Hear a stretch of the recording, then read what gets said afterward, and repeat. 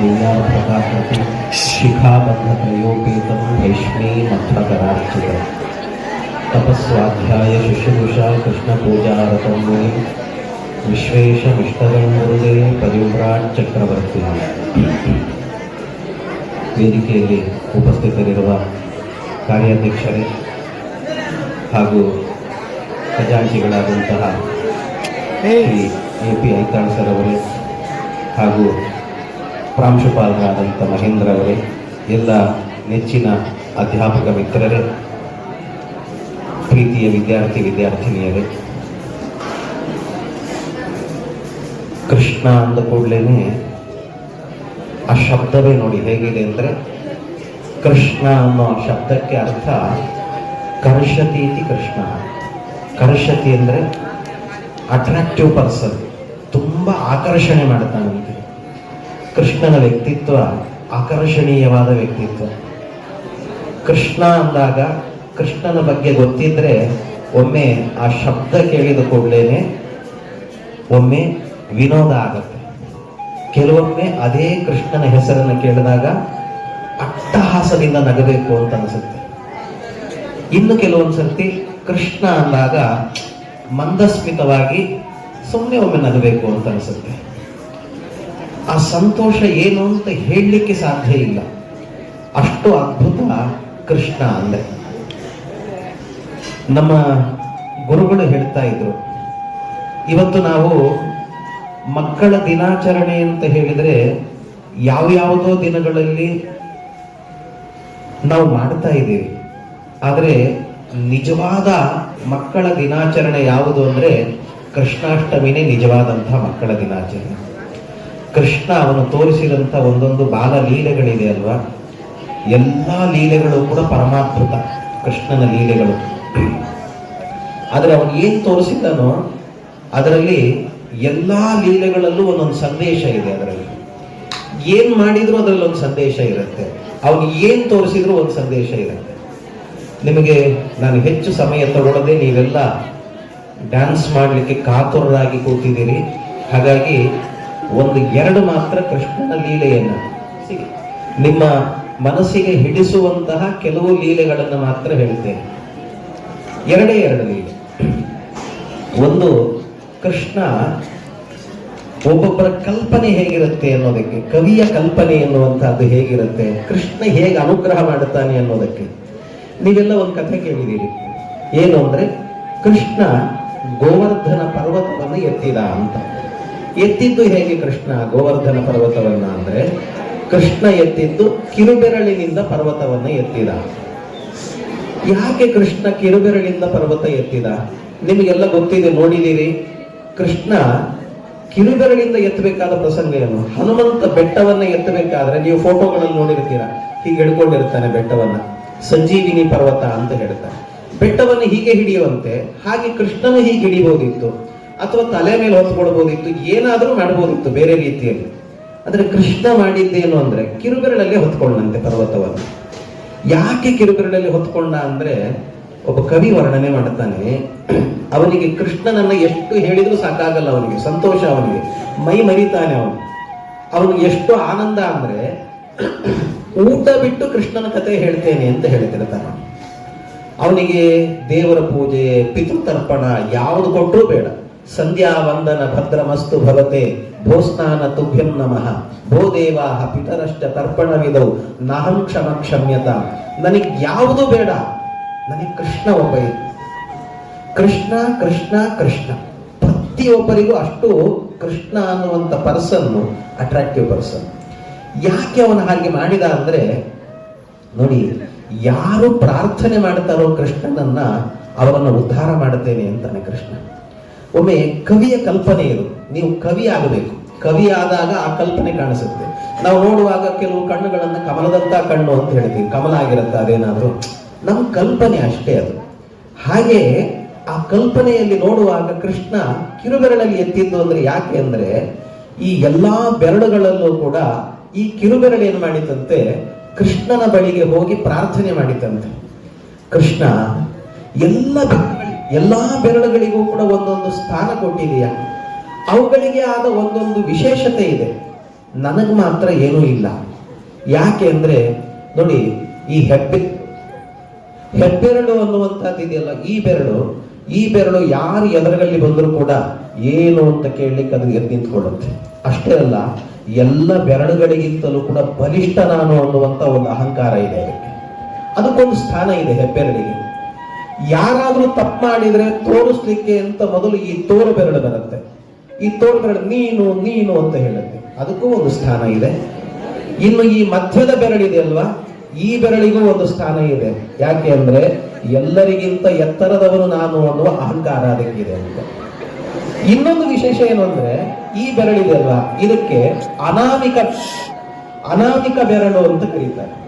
ಈ ಅನಾಮಿಕ ಬೆರಳಿದೆ ಅಲ್ವಾ, ಅಂದ್ರೆ ಇದಕ್ಕೆ ಅನಾಮಿಕ ಅಂದ್ರೆ ಹೆಸರಿಲ್ಲದ ಬೆರಳು ಅಂತ, ನಾಮಿಕ ಅಂದ್ರೆ ಹೆಸರಿರೋದು, ಅನಾಮಿಕ ಅಂತ ಕರೀತಾರೆ ಇದನ್ನು. ಈ ಅನಾಮಿಕ ಬೆರಳಿ ಜಗತ್ತಿನಲ್ಲಿ ಯಾರು ಏನು ಒಡವೆಗಳನ್ನ ಮಾಡಿಸಿದ್ರು ಕೂಡ ಅದಕ್ಕೆ ಸನ್ಮಾನ ಮಾಡುತ್ತಾರೆ. ಸನ್ಮಾನಗಳೆಲ್ಲ ಅದಕ್ಕೆ ಇರುತ್ತೆ. ನೀವು ನೋಡಿ, ಸಾಮಾನ್ಯ ಉಂಗುರಗಳನ್ನೆಲ್ಲವನ್ನು ಕೂಡ ಹಾಕೋದು ಈ ಅನಾಮಿಕ ಬೆರಳಿಗೆ ಹಾಕ್ತಾರೆ. ಅಂದ್ರೆ ಜಗತ್ತಿನ ಸನ್ಮಾನಗಳೆಲ್ಲ ಅದಕ್ಕೆ ಸಿಗ್ತಾ ಇದೆ.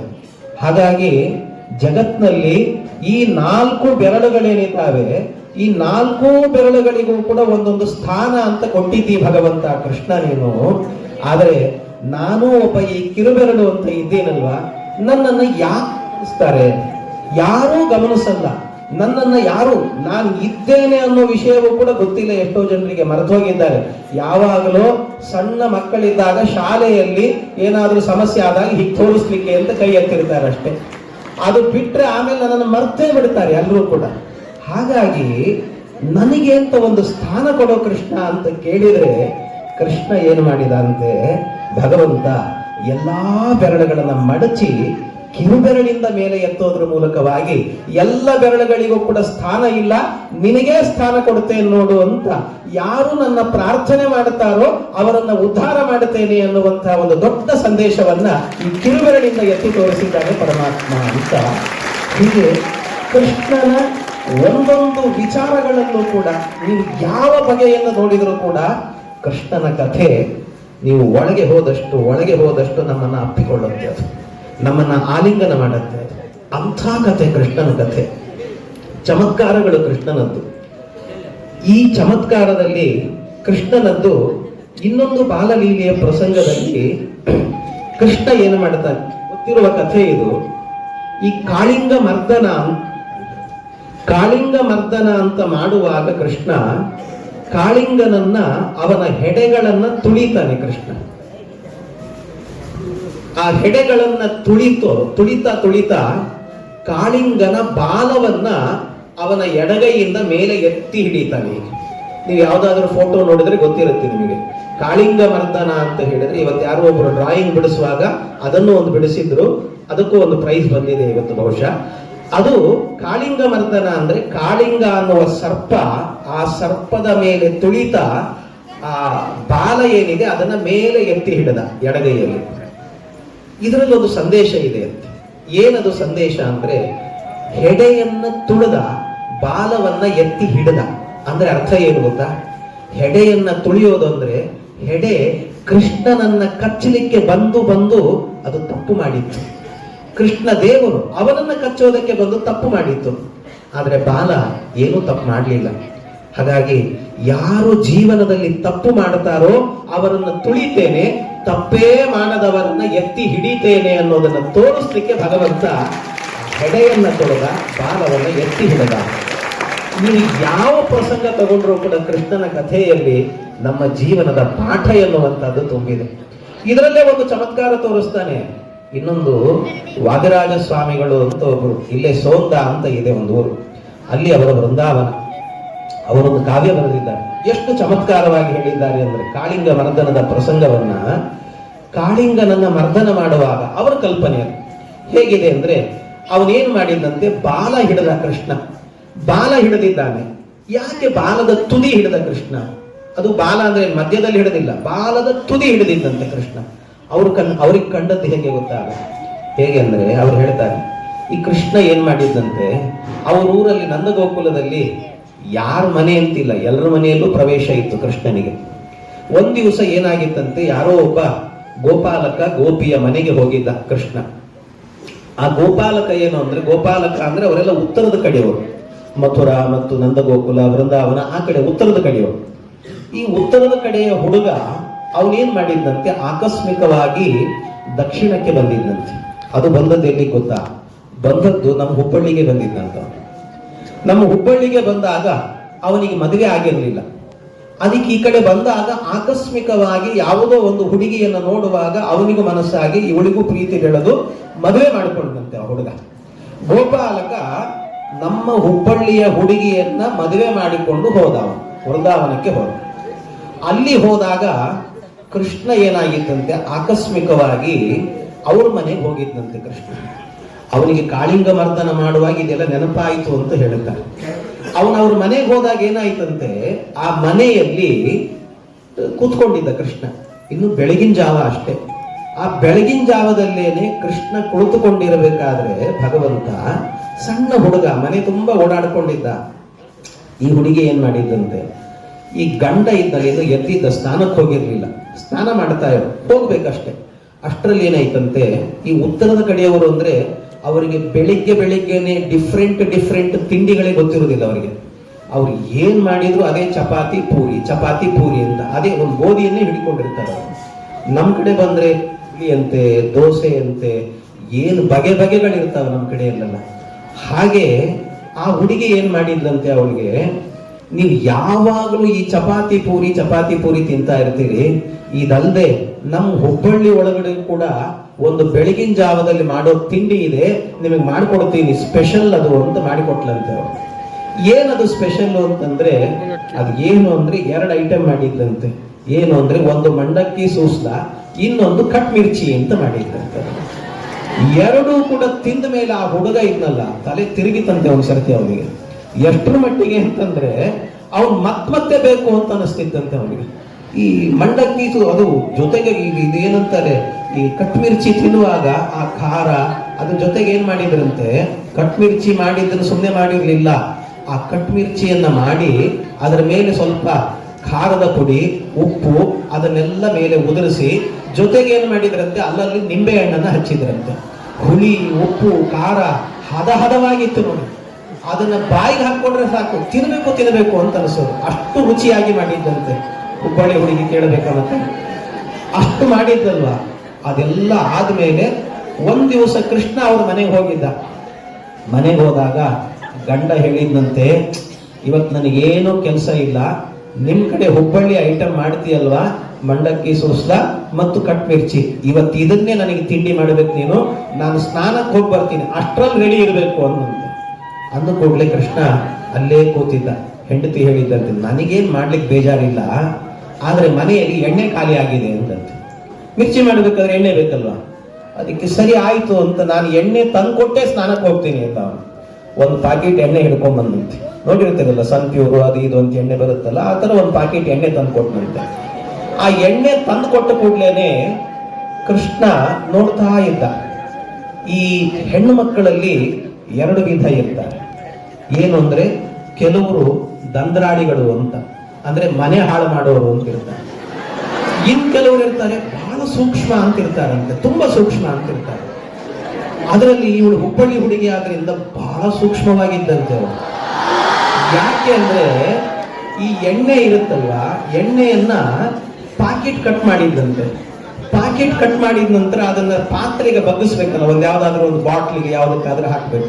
ಪಾಕೆಟ್ ಕಟ್ ಮಾಡಿದ್ರು, ಅದನ್ನ ಬಗ್ಸಿದ್ದು. ಸಾಮಾನ್ಯ ಮನೆ ಹಾಳು ಮಾಡೋರು ಅಂದ್ರೆ ಏನ್ ಮಾಡ್ತಾರೆ ಗೊತ್ತಾ, ಆ ಪಾಕೆಟ್ ಒಳಗಡೆನೆ ಇನ್ನೊಂದು 2 ಸೌಟ್ ಆಗುವಷ್ಟು ಎಣ್ಣೆ ಇರುತ್ತೆ, ಅದನ್ನ ಹಾಗೆ ತೆಗೆದು ಡಸ್ಟ್ಬಿನ್ಗೆ ಹಾಕಿಬಿಡ್ತಾರೆ. ಇವರೆಲ್ಲ ಮನೆ ಹಾಳು ಅಂತ ಅರ್ಥ. ಇನ್ ಕೆಲವರು ಸೂಕ್ಷ್ಮ ಇರ್ತಾರೆ, ಅವರೆಲ್ಲ ಹೇಗೆ ಅಂದ್ರೆ, ಅದರಲ್ಲಿ ಒಂದು ಡ್ರಾಪ್ ಎಣ್ಣೆನೂ ವೇಸ್ಟ್ ಆಗಬಾರದು ಅಂತ ಅದರ ತುದಿ ಹಿಡಿದು ಎಳೆದು ಎಲ್ಲಾ ಅದರಲ್ಲಿ ಹಾಕಿ. ಇನ್ ಕೆಲವರು ಹೇಗೆ ಮಾಡಿರ್ತಾರೆ ಗೊತ್ತಾ, ಆ ಎಣ್ಣೆ ವೇಸ್ಟ್ ಆಗಬಾರ್ದು ಅಂತ ಒಂದು ರಾತ್ರಿ ಪೂರ್ತಿ ಆ ಬಾಟ್ಲಿಗೆ ಹೀಗೆ ಬೊಗಸೆ ಇಟ್ಬಿಟ್ಟಿರ್ತಾರೆ, ಎಲ್ಲ ಇಳಿದು ಹೋಗ್ಬಿಡ್ಲಿ ಅಂತ. ಇದೆಲ್ಲ ಅವಳೇನ್ ಮಾಡಿದ್ದಂತೆ, ಆ ಹುಡುಗಿ ಹುಬ್ಬಳ್ಳಿಯವಳು ನೋಡಿ ಎಷ್ಟು ಚುರುಕಿದ್ಲವಳು. ಎಲ್ಲ ಬಗ್ಗಿಸಿದ ಮೇಲೆ ಗಂಡನಿಗೆ ಹೇಳಿದ್ದಂತೆ, 1 ನಿಮಿಷ ನಿಲ್ರಿ, ನಿಮ್ ಸ್ನಾನ ಆಗಿಲ್ಲ, 1 ನಿಮಿಷ ನಿಲ್ಲಿ ಅಂತ ಆ ಹೋಲ್ ಮಾಡಿದ ಪಾಕೆಟ್ ಇತ್ತಲ್ಲ, ಅದನ್ನೇ ಚೌಕಾಕಾರವಾಗಿ ಕಟ್ ಮಾಡಿದ್ದಂತೆ. ಮಾಡಿ ಒಳಗಿರುವ ಜಿಡ್ಡು ವೇಸ್ಟ್ ಆಗಬಾರದು ಅಂತ ಗಂಡನ್ ಕರೆದು ತಲೆ ತಟ್ಟಿ ಎಣ್ಣೆ ಸ್ನಾನ ಮಾಡಿ ಹೋಗಿ ಅಂತ ಕಳಿಸಿದ್ದೆ. ಇಷ್ಟೆಲ್ಲ ನೋಡ್ಬಿಟ್ಟಿದೆ. ಈ ಕೃಷ್ಣ ನೋಡಿದ್ನಲ್ಲ ಇದನ್ನೆಲ್ಲರನ್ನೂ ಕೂಡ, ಕೃಷ್ಣ ಇದನ್ನು ನೋಡಿದ ಮೇಲೆ ಬೆರಗಾಗಿ ಬಿಟ್ಟ ಕೃಷ್ಣ. ಹೆಣ್ಣು ಮಕ್ಕಳಲ್ಲಿ ಎಷ್ಟು ಬುದ್ಧಿವಂತಿಕೆ ಇದೆಯಲ್ಲ ಅಂತ. ಅದು ಕಾಳಿಂಗ ಮರ್ದನ ಮಾಡುವಾಗ ಕೃಷ್ಣನಿಗೆ ನೆನಪಾಗಿ ಬಿಡುತ್ತಂತೆ ಇದೆಲ್ಲವೂ ಕೂಡ. ಇದು ನೆನಪಾದದ್ದೇ ತಡ ಕೃಷ್ಣ ಏನ್ ಮಾಡಿದ ಗೊತ್ತಾ? ಅದಕ್ಕೆ ನಮ್ಮ ಹುಬ್ಬಳ್ಳಿ ಹುಡುಗಿ ಒಳಗಿರುವ ಎಣ್ಣೆಯನ್ನ ತೆಗಿಬೇಕಾದ್ರೆ ಪಾಕೀಟಿನ ತುದಿ ಹಿಡಿದು ಎಳೆದು ತೆಗೆದಿದ್ದಾಳೆ. ನಿನ್ನ ಒಳಗಿರುವ ವಿಷವನ್ನು ಕೂಡ ತುದಿ ಹಿಡಿದು ಹೊರಗೆ ಹಾಕ್ತೇನೆ ಅಂತ ಬಾಲ ಹಿಡಿದಿದ್ದ ಕೃಷ್ಣ ಅಂತ ಒಂದೊಂದು ಕಥೆಯಲ್ಲೂ ಕೂಡ ಕೃಷ್ಣನ ಕಥೆಯಲ್ಲಿ ಸೊಬಗು ತುಂಬಿದೆ. ಆ ಕಥೆಗಳಿಗೆ ಏನು ಹೇಳಬೇಕು ಅದಕ್ಕೆ ಹೇಳಿದ್ರು. ಕೃಷ್ಣ ಅಂದ್ರೆ ಒಂದು ಸರ್ತಿ ಸವಿನೋದಂ ಸಾಟ್ಟಹಾಸಂ ಸುಸ್ಮಿತಂ ಸುಸ್ವರಾನ್ವಿತಂ. ಕೃಷ್ಣನ ಕಥೆಗಳನ್ನ ಕೇಳ್ತಿದ್ರೇನೆ ಮನಸ್ಸೆಲ್ಲವೂ ಕೂಡ. ಇದೆಲ್ಲ ನಾನು ನಿಮಗೆ ಹೇಳಿದಂತ ಕಥೆ, ನಿಮಗೆ ಹೇಳಿದ ಕಥೆ. ಇನ್ನೊಂದು ಕಥೆಯನ್ನ ನಾನು ಕೆಲವರಿಗೆ ಹೇಳಬೇಕು. ಅದಕ್ಕೋಸ್ಕರ ಒಂದು ಕಥೆ ಹೇಳಿ ನನ್ನ ಮಾತನ್ನು ಮುಗಿಸ್ತೇನೆ. ಕೃಷ್ಣ ಇನ್ನೊಂದೇನು ಅಂದ್ರೆ, ಕೃಷ್ಣನ ಕಥೆ ಕೇಳಬೇಕಾದ್ರೆ ಒಂದು ನೆನಪಿರಬೇಕು. ಜೀವನದಲ್ಲಿ ಅನೇಕರಿಗೆ ಸಮಸ್ಯೆ ಏನು ಅಂತಂದ್ರೆ, ಈ ಮದುವೆ ಆಗೋದು ಆಗ್ಬಿಡ್ತಾರೆ, ಏನೋ ಹೊಂದಾಣಿಕೆ ಇಲ್ಲ ಅಂತ ಒದ್ದಾಡ್ತಾರೆ, ಗಲಾಟೆ ಮಾಡ್ಕೊಳ್ತಾರೆ, ಡೈವರ್ಸ್ ಅಂತಾರೆ, ಇನ್ನೊಂದು ಮತ್ತೊಂದು ಗೋಜಲು ಗದ್ದಲ ಸಂಸಾರ ಅನ್ನೋದು. ಭಾರತೀಯ ಸಂಸ್ಕೃತಿ ಅಂದ್ರೆ ಒಮ್ಮೆ ವಿವಾಹ ಆಯಿತು ಅಂದ್ರೆ ನೆಮ್ಮದಿಯ ಬದುಕನ್ನು ಬದುಕಬೇಕು ಅನ್ನುವಂಥದ್ದು ಇರೋದು. ಅದಕ್ಕೆ ನೀವ್ ಯಾರಾದ್ರೂ ಹುಡುಗರು ಇದ್ದೀರಿ, ನೀವೆಲ್ಲ ವಿವಾಹ ಮುಂದೆ ಮಾಡ್ಕೊಳ್ತೀರಿ ಅಂದ್ರೆ ಕೃಷ್ಣನ್ ಕಥೆ ಕೇಳ್ಕೊಂಡು ವಿವಾಹ ಮಾಡ್ಕೊಳ್ರಿ ಅಂತ ಹೇಳಿ. ಅಥವಾ ವಿವಾಹ ಆದವರಿದ್ರೆ ಕೃಷ್ಣನ್ ಕಥೆ ಕೇಳ್ಕೊಂಡು ಹೇಗೆ ಬದುಕಬೇಕು ಜೀವನದಲ್ಲಿ ಅನ್ನೋದನ್ನ ತಿಳ್ಕೊಳ್ಬೇಕಂತೆ. ನೀವು ಕೃಷ್ಣನ್ ಕಥೆ ಕೇಳ್ಬಿಟ್ರಿ ಅಂತ ಆದ್ರೆ ಜೀವನದಲ್ಲಿ ಡೈವರ್ಸ್ ಅನ್ನೋದೇ ಇರೋದಿಲ್ಲ ಯಾರಿಗೂ ಕೂಡ. ಯಾಕೆ ಅಂತ ಹೇಳ್ತೀನಿ ನಿಮಗೆ. ಕೃಷ್ಣ, ನೀವು ನೋಡಿ ಮಹಾಭಾರತದ ಕಥೆಯನ್ನು ನೋಡುವಾಗ 16,108 ಮಂದಿಯನ್ನ ಕೃಷ್ಣ ವಿವಾಹ ಮಾಡಿಕೊಂಡಿದ್ದಾನೆ. ಅದು ಯಾಕೆ ಏನು ಅನ್ನೋದು ಕಥೆ ಬೇರೆ ವಿಷಯ ಇರ್ಲಿ. ಅಂತೂ 16,108 ಮಂದಿಯನ್ನ ಮದುವೆ ಮಾಡಿಕೊಂಡಿದ್ದಾನೆ ಕೃಷ್ಣ. ಒಂದೇ ಒಂದು ಡೈವರ್ಸ್ ಕೇಸ್ ಇಲ್ಲ ಕೃಷ್ಣನಿಗೆ. ಎಷ್ಟು ವಿಚಾರ, ಒಂದೇ ಒಂದಿಲ್ಲ ಸಮಸ್ಯೆ. ಅಷ್ಟು ಅದ್ಭುತ ಕೃಷ್ಣ ಅಂತ ಹೇಳಿದ್ರು. ಯಾಕೆ ಅಂತ ಹೇಳ್ತೀನಿ ಕೇಳಿ. ಸಂಸಾರವನ್ನ ಹೇಗ್ ಮಾಡಬೇಕು ಅನ್ನೋದನ್ನ ಕೃಷ್ಣ ತೋರಿಸಿಕೊಡ್ತಾನೆ. ಮದುವೆ ಆಗತ್ತಲ್ವಾ, ಈ ಗಂಡಸರು ಇರ್ತಾರಲ್ಲ, ಗಂಡಸರು ಪೆದ್ರು ಗೊತ್ತಾಗಲ್ಲ ಅವ್ರಿಗೆ. ಮದುವೆ ಮಾಡ್ಕೊಂಡಿರ್ತಾರೆ, ಹೆಂಡತಿ ಜೊತೆಗೆ ಹೇಗಿರ್ಬೇಕು ಅನ್ನೋದೇ ಗೊತ್ತಿರಲ್ಲ ಅಯೋಗ್ಯರಿಗೆ. ಯಾಕೆ ಅಂತಂದ್ರೆ ಕೃಷ್ಣ ಹೇಳ್ತಾನೆ, ಒಮ್ಮೆ ಏನಾಯ್ತಂತೆ, ಅಷ್ಟು ಜನ ಹೆಂಡಂದ್ರಿದ್ರಲ್ಲ, ಒಬ್ಬ ಹೆಂಡತಿ ಹೇಳಿದಂತೆ ಕೃಷ್ಣನಿಗೆ, ಕೃಷ್ಣ ಇವತ್ತು ನನ್ನ ಬರ್ತ್ಡೇ ಇದೆ, ನೀನು ಬೇರೆ ಯಾರ ಮನೆಗೂ ಊಟಕ್ಕೆ ಹೋಗ್ಬೇಡ, ನನ್ನ ಮನೆಗೆ ಬರ್ಬೇಕು ನೀನು ಇವತ್ತು ಊಟಕ್ಕೆ, ರಾತ್ರಿ ರಂಗಾದ ಅಡಿಗೆಯನ್ನ ಮಾಡುತ್ತೇನೆ ಅಂತ ಹೇಳಿದ. ಕೃಷ್ಣ ಹೇಳಿದ, ಆಯ್ತು ಇಲ್ಲಿಗೆ ಬರ್ತೇನೆ ಊಟಕ್ಕೆ ಅಂತ ಹೇಳಿದ. ಒಂದ್ ನೆನ್ಪಿಟ್ಕೊಡ್ರಿ ನೀವೆಲ್ಲ, ಯಾವತ್ತೂ ಕೂಡ ಹೆಂಡತಿ ಕೇಳಿದಾಗ ಏನ್ ಮಾಡ್ಬೇಕು ಅಂದ್ರೆ, ಅವ್ರು ಏನಾದ್ರೂ ಕೇಳಿದ್ರೆ ಈ ಹೊತ್ತಿಗೆ ಬಂದ್ಬಿಡಿ ಅಂದ್ರೆ ನೋಡ್ತೀನಿ, ಪ್ರಯತ್ನ ಮಾಡ್ತೀನಿ, ಇಷ್ಟೇ ಹೇಳಬೇಕೆ ಹೊರತು ಆಯ್ತು ಅಂತ ಒಪ್ಪಿಗೆ ಕೊಡಬಾರ್ದು ಯಾವತ್ತೂ ಕೂಡ. ಇದು ನೆನ್ಪಿಟ್ಕೊಂಡಿರ್ಬೇಕು. ಅಕಸ್ಮಾತ್ ಏನಾದ್ರೂ ಒಪ್ಪಿಗೆ ಕೊಟ್ರಿ ಅಂತ ಆದ್ರೆ, ಆ ಟೈಮಿಗೆ ಹೋಗ್ಲಿಲ್ಲ ಅಂದ್ರೆ ನಿಮ್ಮ ಜನ್ಮ ಜಾಲಾಡಿ ಬಿಡ್ತಾರೆ ಒಂದ್ಸರ್ತಿ. ಆದ್ರಿಂದ ಬಹಳ ಕಷ್ಟ, ಅಷ್ಟು ಸುಲಭವಾಗಿ ಒಪ್ಕೊಂಡು ಬಿಡಬಾರ್ದಂತೆ. ಅದಕ್ಕೋಸ್ಕರವಾಗಿ ಈಗಾಗಲೇ ಮದುವೆ ಆದವರು ಒಂದಷ್ಟು ಜನ ಇರ್ತಾರೆ, ಅವ್ರಿಗೆ ಅನುಭವ ಇರುತ್ತೆ, ಇದೆಲ್ಲವೂ ಕೂಡ ಗೊತ್ತಿರುತ್ತೆ ಅವರಿಗೆ. ಅಂತೂ ಕೃಷ್ಣ ಏನ್ ಮಾಡಿದ ಅಂದ್ರೆ ಇದಕ್ಕೆ ಒಪ್ಕೊಂಡ್ಬಿಟ್ಟ ಅಂತೆ ಕೃಷ್ಣ. ಒಪ್ಕೊಂಡಾದ ನಂತರ ಏನಾಯ್ತು ಗೊತ್ತಾ, ಕೃಷ್ಣ ಇಷ್ಟು ಧೈರ್ಯ ಮಾಡಬೇಕು ಅಂದ್ರೆ ಕೃಷ್ಣನಿಗೆ ಮಾತ್ರ ಇರೋ ಸಾಮರ್ಥ್ಯ. ಕೃಷ್ಣ ಎಲ್ಲ ಒಪ್ಕೊಂಡಾಯ್ತು, ರಾತ್ರಿ ಊಟಕ್ಕೆ ಬರ್ತೀನಿ ಅಂತ ಹೇಳಿದ್ದ. ಆದ್ರೆ ಅವತ್ತಿನ ದಿವಸ ಊಟಕ್ಕೆ ಬರಲೇ ಇಲ್ಲ ಕೃಷ್ಣ. ಇವಳು ಏನು ಅಡಿಗೆ ಮಾಡಿದ್ರು, ರುಚಿಯಾದಂತ ಅಡಿಗೆ ಮಾಡಿದ್ರು, ಬರಲೇ ಇಲ್ಲ ಕೃಷ್ಣ. ಬರ್ಲಿಲ್ಲ, ಸಿಟ್ಟು ನೆತ್ತಿಗೆ ಏರ್ತವಳಿಗೆ. ಸಾಮಾನ್ಯ ಗಂಡ ಹೇಳಿದ ಟೈಮಿಗೆ ಬರ್ಲಿಲ್ಲ ಅಂದ್ರೇನೆ ಒಂದ್ ಸ್ವಲ್ಪ ತಲೆ ತಿರುಗಿ ಹೋಗಿರುತ್ತೆ. ಇನ್ನು ಅಕಸ್ಮಾತ್ ಬಹಳ ಲೇಟ್ ಮಾಡಿ ಬರಲೇ ಇಲ್ಲ ಅಂದ್ರೆ ಮುಗೀತು. ಅವತ್ತು ಗಂಡ ಬಂದ ಅಂದ್ರೆ ಅವನಿಗೆ ಮಂಗಳಾರತಿ ಇದೆ ಅಂತಲೇ ಅರ್ಥ. ಅವತ್ತಿನ ದಿವಸ ಚೆನ್ನಾಗಿ ಉಗಿದಾಕ್ಬಿಡ್ತಾರೆ ಅಂತ. ಅವತ್ತು ಬರ್ಲಿಲ್ಲ ಕೃಷ್ಣ. ಹೋಗ್ಲಿ ಮರುದಿವಸ ಬರ್ತಾನ ಅಂತ ನೋಡಿದ್ರೆ ಮರು ದಿವಸಕ್ಕೂ ಬರಲಿಲ್ಲ. ಮೂರನೇ ದಿವಸಕ್ಕೆ ಬಂದ ಕೃಷ್ಣ. ಬರುವಾಗ ಇವಳೇನು ಅಂದ್ರೆ 3 ದಿವಸಕ್ಕೂ ಕೂಡ ಅಷ್ಟೇ ಶುದ್ಧವಾಗಿ ಅಡಿಗೆ ಮಾಡಿದ್ದಂತೆ. ಕೃಷ್ಣ ಬರ್ತಾನೆ ಅಂತ ನಂಬಿಕೆ. ಬಂದಲ್ಲ ಕೃಷ್ಣ. ಬಂದು ಕೂಡ್ಲೇನೆ ಬೈಲಿಕ್ಕೆ ಶುರು ಮಾಡಿದ್ದಂತೆ ಕೃಷ್ಣನ್ನ. ಕೃಷ್ಣ, ಎಂಥ ಚಂಚಲ ಬುದ್ಧಿನ ನಿಂದು ಕೃಷ್ಣ, ಮಹಾ ಚಂಚಲ ಸ್ವಭಾವ ನಿಂದು, ಬರ್ತೀನಿ ಅಂತ ಹೇಳಿ ಕೈ ಕೊಟ್ಟಿದೆಯಲ್ಲ ನೀನು ಅಂತ. ಕೃಷ್ಣ ಏನ್ ಮಾಡಿದ, ಸಾಮಾನ್ಯ ಈ ಗಂಡಂದ್ರು ಪೆದ್ರು ಅಂತ ಯಾಕೆ ಹೇಳಿದೆ ಅಂದ್ರೆ, ಹೆಂಡತಿ ಬೈದ್ ಕೂಡ್ಲೆ ರಿಯಾಕ್ಟ್ ಆಗಿಬಿಡ್ತಾರೆ ಇವರೆಲ್ಲ. ಕೂಡಲೇ ರಿಯಾಕ್ಟ್ ಆಗಿ ನನ್ನನ್ನೇ ಬೈತಾಳಲ್ಲ ಅಂತ ಇವರಿಗೆ ಅಹಂಕಾರದಿಂದ ಒಂದ್ಸರ್ತಿ ಬೈದ್ ಬಿಡ್ತಾರೆ. ಸಮಸ್ಯೆ ಅಲ್ಲೇ ಇರೋದು. ಹೆಂಡತಿ ಬೈದಾಗ ಬೈಸ್ಕೊಂಡ್ಬಿಡ್ಬೇಕಂತೆ ಸುಮ್ಮನೆ. ಅವಳು ಬೈಕು ಅಂತ ಸುಮ್ಮನೆ ಬಿಡ್ಬೇಕು. ಅದಕ್ಕೆ ಕೃಷ್ಣ ಏನ್ ಮಾಡಿದ ಗೊತ್ತಾ? ಕೃಷ್ಣ ಮಹಾ ಚಂಚಲನೋ ನೀನು ಅಂತ ಬೈದ್ರೆ ಕೃಷ್ಣನಿಗೆ, ಕೃಷ್ಣ ಏನ್ ಮಾಡಿದ ಅಂತೆ, ಏನ್ ಬೈಯೋ ಮಾರಾಯ್ತಿ ನೀನು ಅಂತ ತಲೆ ಕೆಳಗೆ ಹಾಕಿ ನಿಂತ್ಕೊಂಡಂತ. ಗಟ್ಟಿ ಮನಸ್ಸು ಮಾಡಿ ನಿಂತ್ಕೊಂಡ. ಎಷ್ಟು ಬೈತೀಯೋ ಬೈ ನೀನು ಅಂತ. ಗಟ್ಟಿ ಮನಸ್ಸು ಮಾಡಿದ್ರೆ ಅದಕ್ಕೆ ಕೃಷ್ಣನಿಗೆ ಮತ್ತೆ ಬೈದಂತೆ, ಮಹಾ ಕಠಿಣ ಹೃದಯ ನಿಂದು ಅಂತ ಬೈದಂತೆ. ಮುಖ ತೋರಿಸಿದ್ರೆ ಬೈತಾಳಲ್ಲ ಇವಳು ಅಂತ ತಲೆ ಕೆಳಗೆ ಹಾಕಿದ್ದಂತೆ ಕೃಷ್ಣ. ತಲೆ ಕೆಳಗೆ ಹಾಕಿ ನಿಂತ್ರೆ, ನೋಡಿದ್ಯಾ ನಾನ್ ಬೈತಾ ಇದ್ರೆ ತಲೆ ಕೆಳಗೆ ಹಾಕೊಳ್ತೀಯ ನೀನು ಅಂತಂದು.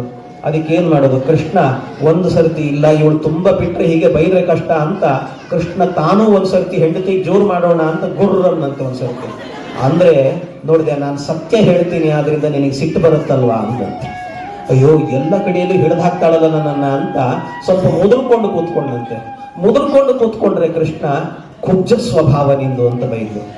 ಆಮೇಲೆ ಎಷ್ಟು ಬೈತಿಯಲ್ಲ ನನ್ನನ್ನ ಅಂತ ಕಣ್ಣೆಲ್ಲ ಕೆಂಪು ಮಾಡಿ ನೋಡಿದ್ನಂತೆ ಕೃಷ್ಣ.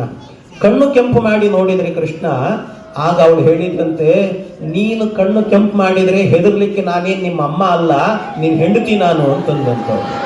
ಅಮ್ಮಂದ್ರೆ ಹೆದರ್ತಾರೆ ಬೇಕಾದ್ರೆ, ಹೆಂಡತಿ ಹೆದರಲ್ಲ ಅಂತ. ಅದಕ್ಕೆ ಇಷ್ಟು ಹೇಳುವಾಗ ಕೃಷ್ಣ, ಅಯ್ಯೋ ಬಹಳ ಕಷ್ಟ ಇದೆ ಇವಳಿಗೆ ಗೆಲ್ಲೋದು ಅಂತ ಶಾಂತವಾಗಿ ನಿಂತಂತೆ. ಶಾಂತವಾಗಿ ನಿಂತ್ರೆ, ಒಂದು ಹೆಣ್ಣಿಗೋಸ್ಕರ ಎಷ್ಟು ಹೆಣ್ಣು ಮಕ್ಕಳಿಗೆ ಮೋಸ ಮಾಡಿದೆ ಅಲ್ವ ನೀನು ಅಂತ ಬೈದಂತೆ. ನಗನಗತಾ ನಿಂತನಂತೆ ಕೃಷ್ಣ. ನಗನಗತಾ ನಿಂತ್ರೆ, ನಗಬೇಡ ನೀನು, ನಿನ್ನ ನಗುವಿಗೆ ನಾನೇನ್ ಬೋಲ್ಡ್ ಆಗಲ್ಲ ಅಂತ ಹೇಳಿದ್ದಂತೆ. ಮೋಹಕವಾಗಿ ನೋಡಿದಂತೆ, ಕಣ್ಣಿನಲ್ಲೇ ಒಂದ್ಸರ್ತಿ ಮೋಹದಿಂದ ನೋಡಿದ. ಮೋಹಕದಿಂದ ನೋಡಿದ್ರೆ ನಾನು ಮೋಹಕ್ಕೊಳಗಾಗಲ್ಲ ಅಂದ ಕೃಷ್ಣ. ಆಮೇಲೆ ಕೊನೆಗೊಂದು ಮಾತು ಬೈದಂತೆ ಕೃಷ್ಣ, ಹೆಣ್ಣು ಅಂತಲೂ ನೋಡದೇನೆ ಹೆಣ್ಣು ಮಕ್ಕಳ ಮೇಲೆ ಸವಾರಿ ಮಾಡುವವನು ನೀನು ಅಂತ ಬೈದಂತೆ. ಏನ್ ಬೈತಾಳೋ ಬೈಲಿ ಅಂತ ಸುಮ್ಮನೆ ಇದ್ಬಿಟ್ಟ ಕೃಷ್ಣ. ಆಮೇಲೆ ಸರಿ ಸಾಕು ಅನ್ನಿಸ್ತು ಅವಳಿಗೆ ಬೈದದ್ದು ಸಾಕು ಅಂತ ಅನ್ನಿಸಿ ಕೃಷ್ಣನಿಗೆ ಹೇಳಿದ್ದು, ಕೃಷ್ಣ ಆಯ್ತು ಬೈದದ್ದು, ಬಾ ಊಟ ಮಾಡುವ ಅಂತ. ಬೇರೆ ಮನೆಯಲ್ಲಿ ಆಗಿದ್ರೆ ಈ ಘಟನೆ ಹೇಗಿರ್ತಿತ್ತು ಹೇಳಿ? ಗಂಡ ನೀನು ಬೇಡ, ನಿನ್ನ ಊಟವೂ ಬೇಡ, ಹಾಳಾಗಿ ಹೋಗು ನೀನು ಅಂತ ಹೇಳ್ತಿದ್ದ. ಆದ್ರೆ ಕೃಷ್ಣ ಎಂಥ ವಿಚಿತ್ರ ಅಂದ್ರೆ, ಅಷ್ಟು ಬಯಸ್ಕೊಂಡ್ರು ಕೂಡ ಕೃಷ್ಣ ಹೇಳಿದ, ಆಯ್ತು ಬಾ ಊಟ ಮಾಡ್ತೀನಿ ಅಂತಂದ ಕೃಷ್ಣ. ಇಷ್ಟಲ್ಲದೇನೆ ಊಟಕ್ಕೆ ಬಡಿಸಿದ್ರೆ ಕೃಷ್ಣ, ಏನು ಅದ್ಭುತವಾಗಿದೆ ಅಡಿಗೆ ಅಂತ ಚೆನ್ನಾಗಿ ಹೊಗಳ್ತಾ ತಿನ್ನ.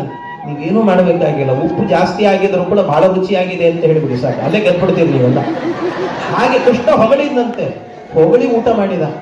ಆ ಹೆಂಡತಿಗೆ ಅನ್ನಿಸ್ತಂತೆ ಸ್ವಲ್ಪ ಹೊತ್ತಾದ್ಮೇಲೆ, ಕೃಷ್ಣ ನನ್ ಗಂಡ ಎಷ್ಟು ಒಳ್ಳೆಯವನಲ್ವಾ, ಯಾಕೆ ಅಂದ್ರೆ ಇಷ್ಟು ಬೈದ್ರೂ ಕೂಡ ಬೈಸ್ಕೊಂಡು ಸುಮ್ಮನೆ ಇದ್ದಾನೆ, ಇಂಥ ಗಂಡ ಇರ್ಬೇಕು ನೋಡು ಅಂತ ಅನ್ಕೊಂಡು ಕೃಷ್ಣನ್ನೇ ಕೇಳಿದಂತೆ, ಕೃಷ್ಣ ಬಹಳ ಬೈದ್ನಲ್ವ ನಿನ್ನನ್ನ, ಬೇಜಾರಾಯ್ತೇನೋ ಕೃಷ್ಣ ಅಂತ ಕೇಳಿದ್ದಾನೆ.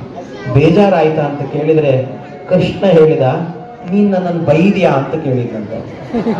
ಕೃಷ್ಣ ಇಷ್ಟೊತ್ತು ಬೈದ್ನಲ್ವ ನಿನ್ನನ್ನ ಅಂದ್ರೆ, ನನಗೆ ನೀನ್ ಬೈದಂತೆ ಅನ್ನಿಸ್ಲೇ ಇಲ್ಲ ಅಂತ ಕೃಷ್ಣ. ಯಾಕೆ ಅಂತ ಕೇಳಿದ್ರೆ, ಇಲ್ಲ ಎಲ್ಲಾ ಮನೆಯಲ್ಲೂ ಕೂಡ ಗಂಡಂದ್ರು ತಪ್ಪು ಮಾಡಿದ್ರೆ 1 2 ಮಂಗಳಾರತಿ ಮಾಡ್ತಿರ್ತಾರೆ ಹೆಂಡಂದ್ರು, ಆದ್ರೆ ನೀನ್ ಮಾತ್ರ ಹಾಗಲ್ಲ, ನನಗೆ 10 ಮಂಗಳಾರತಿ ಮಾಡಿದಿ ನೀನು ಅಂತ ಹೇಳಿದ ಕೃಷ್ಣ.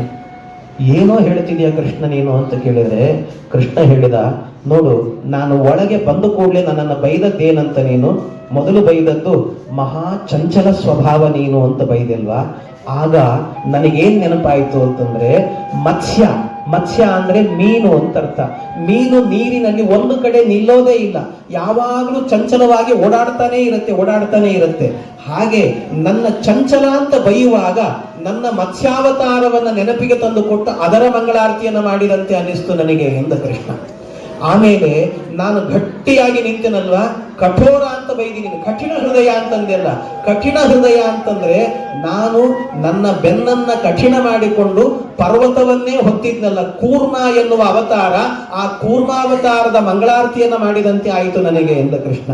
ಆಮೇಲೆ ನಾನೇ ಮುಖವನ್ನ ಕೆಳಗೆ ಹಾಕಿ ನಿಂತಾಗ ಅದಕ್ಕೆ ಮುಖ ಕೆಳಗೆ ಹಾಕಿ ಅಂತ ಬೈದೆಯಲ್ವ ನೀನು, ಅದು ನನಗೇನು ಅಂದ್ರೆ ನನ್ನ ವರಾಹ ಹಂದಿ ಎನ್ನುವ ಅವತಾರ ಇದೆಯಲ್ವಾ, ಆ ವರಾಹ ಅವತಾರ ಎನ್ನುವುದು ಯಾವಾಗಲೂ ಮುಖ ಕೆಳಗೆ ಹಾಕಿರುತ್ತೆ, ಎತ್ತೋದಿಲ್ಲ ಅದು ಮುಖ ಯಾವಾಗಲೂ ಕೂಡ.